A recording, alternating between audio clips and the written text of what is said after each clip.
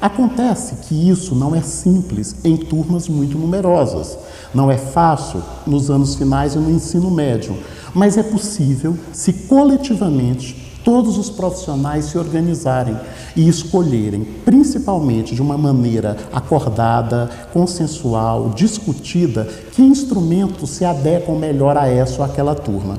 Se eu tenho 15 turmas, eu não vou conseguir usar portfólio com 15 turmas, mas eu posso escolher uma única turma e trabalhar o portfólio com ela, óbvio, com os objetivos que um portfólio pode trazer e proporcionar.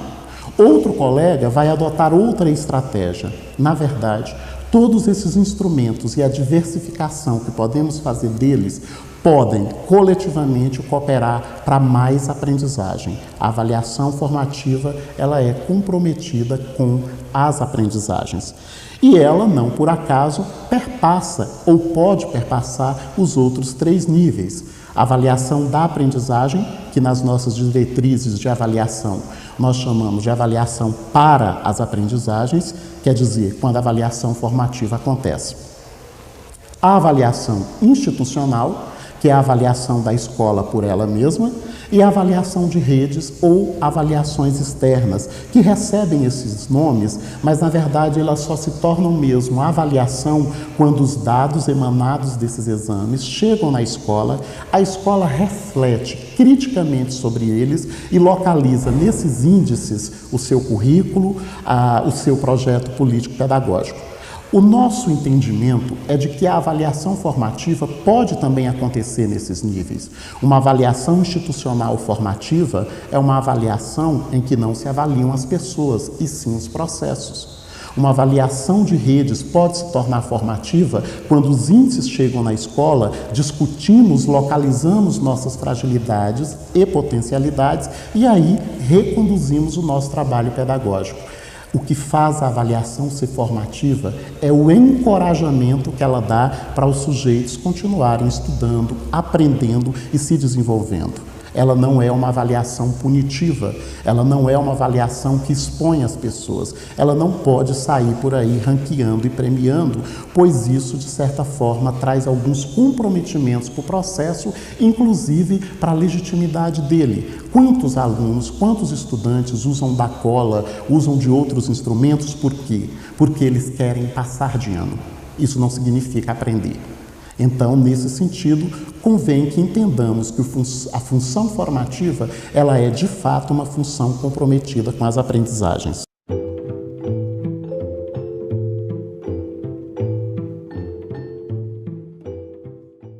Quem avalia e quem é avaliado?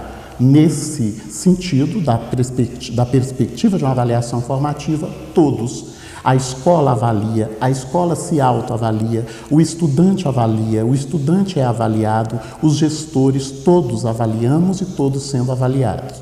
Só que com o sentido do encorajamento e de cada vez mais a escola conseguir fazer uma distribuição melhor das aprendizagens.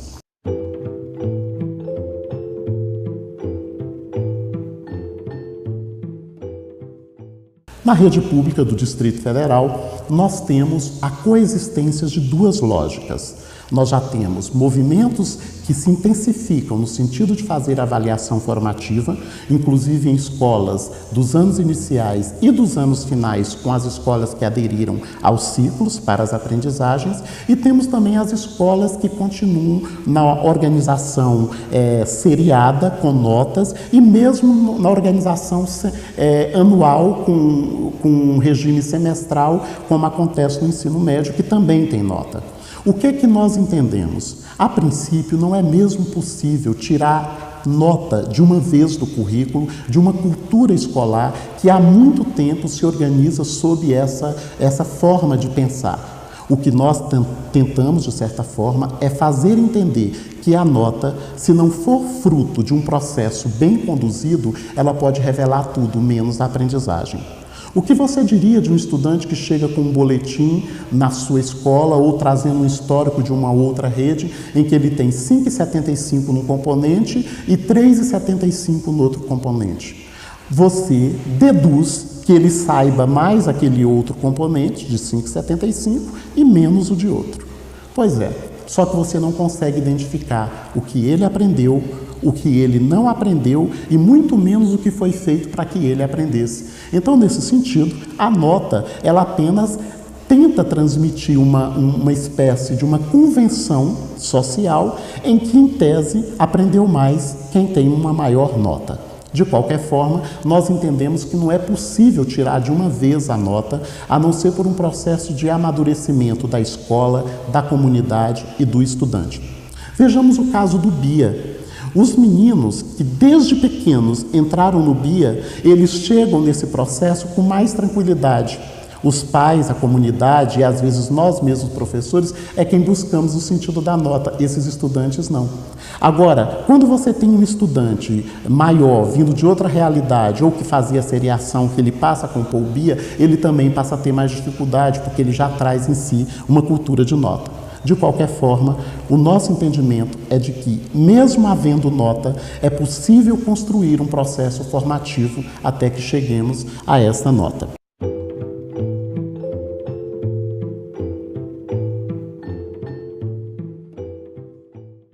E a prova? Eu já falei de teste, de prova? Pode, numa avaliação formativa? Pode.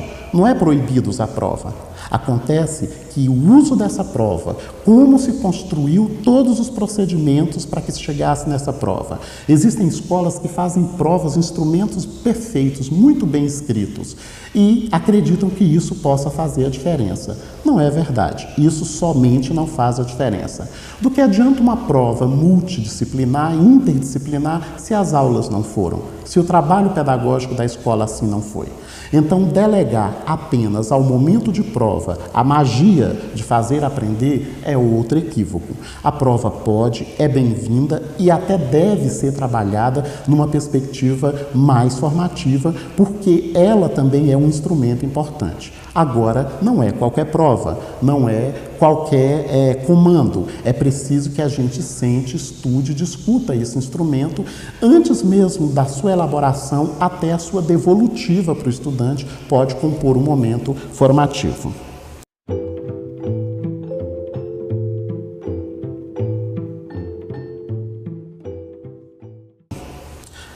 Mitos e realidades sobre a avaliação formativa. É mito achar que, quando praticamos a avaliação formativa, os estudantes não vão passar no vestibular, nos concursos. Não é isso. A avaliação formativa, se garante as aprendizagens, eles passam, eles vão ter condição de competir como a gente ouve. O que a gente não pode é trazer para dentro da escola a lógica de espalhar essa competição na educação básica, causando inclusive mais exclusão. Os países que adotam a avaliação formativa, que dá muito trabalho, eles conseguem ter mais resultados porque o processo de avaliar, ele não se separa do processo de aprender e de ensinar. Eu ensinei e eles não aprenderam, então não ensinou. Acontece que o ensino e a aprendizagem, ele é muito mais complexo apenas do que imaginar que a avaliação vá dar conta dessa complexidade toda. Outro mito também é de que a avaliação formativa é aquela que se preocupa com comportamento, com ponto de participação, com assiduidade. Não, isso não é avaliação formativa. Isso é uma avaliação muitas vezes informal que fazemos quando julgamos um bom aluno ou um mau aluno, aí nós nos apegamos a esse tipo de avaliação. Isso não quer dizer que esses elementos não sejam importantes. Agora, por exemplo, como que você mensura a participação de um estudante? Você mensura apenas por ele levantar a mão e fazer pergunta? Ou por ele entregar um caderno de dever de casa que ele acabou de copiar do outro colega porque não queria ficar sem ponto? Então, a participação ela é muito diferente quando a gente começa a compreender o processo mental que é aprender. Outro mito é que eu não posso fazer avaliação formativa porque os estudantes não vão compreender esses critérios. É um mito, eles compreendem. Desde cedo, se trabalhados, eles vão avançar.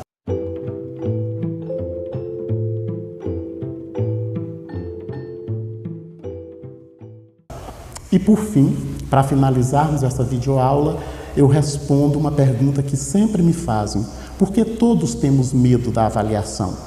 Na verdade, nós não temos medo só da avaliação, nós temos medo do uso que farão do resultado dessa avaliação. Nós temos medo da exposição pública, nós temos medo da humilhação, nós temos medo do castigo, nós temos medo do resultado de punição que pode vir atrelado ao resultado dessa avaliação. E há muito tempo nós fazemos parte de uma cultura que a avaliação é utilizada exatamente para punir. Quando a gente começa a utilizar a avaliação noutra perspectiva, esses medos também vão diminuindo. Nós, professores, também temos medo de ser avaliados. Nós, gestores, também temos medo de ser avaliados. Nós temos medo porque nós, muitas vezes, não confiamos nas mãos e no olhar daquele que conduz a avaliação.